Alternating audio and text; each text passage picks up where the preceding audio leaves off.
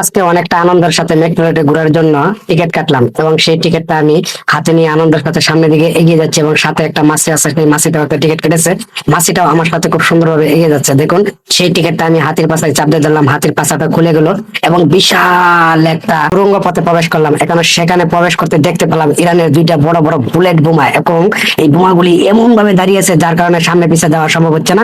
সামনের দিকে তাকিয়ে সেই বিমানের জন্য আমি যে একটা বিশাল হাতির টিকিট কেটেছিলাম সেটাকে নাড়াচাড়া করতেছি এবং সামনের দিকে তাকায় দেখতেছি, তাকায় দেখা যাচ্ছে সেখানে বিশাল বিশাল রকেট পড়ে আছে। এই রকেট গুলোকে দেখতে দেখতে অবশেষে পৌঁছে গেলাম বাংলাদেশের সেই মেট্রো রেল ইরানের কার্যক্রমে, যেখানে বিশাল বড় একটা হাতির সঙ্গ দিয়ে চলে আসবে একটা বিশাল রকেট। সেই রকেটে চলে আমরা চলে যাব।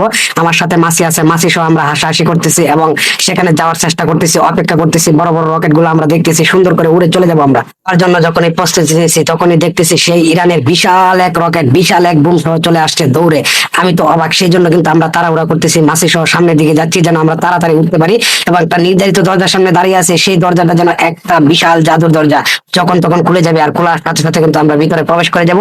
আর সেখানে প্রবেশ করার পরে আমরা দেখতে পেলাম কি সেখানে বসে রয়েছে বিশাল এক হরিণীর বাচ্চা। সেই হরিণীর বাচ্চার কাছে আমরা একবার ক্যামেরাটা ধরলাম, পাশাপাশি ভালো একটা আরামদায়ক সিটে বসলাম, যেটা পাশা জলে পাশাই শক্ত, অনেক অনেক অনেক আরামদায়ক, যেটা আপনার হাঁড়িগুলা কিরিমিরি করতে থাকবে। এবং দেখুন এরপরে ধীরে ধীরে চলে গেলাম আমাদের মোল্লার কাছে। দেখুন মোল্লা কতটা খুশি, পিছনের সেই সিনারি দেখে দেখুন মোল্লা অবাক করে মোবাইলের দিকে তাকায় রয়েছে। দেখুন এরপরে মেট্রো রেল থেকে আমরা নেমে আমরা কোথায় চলে আসলাম?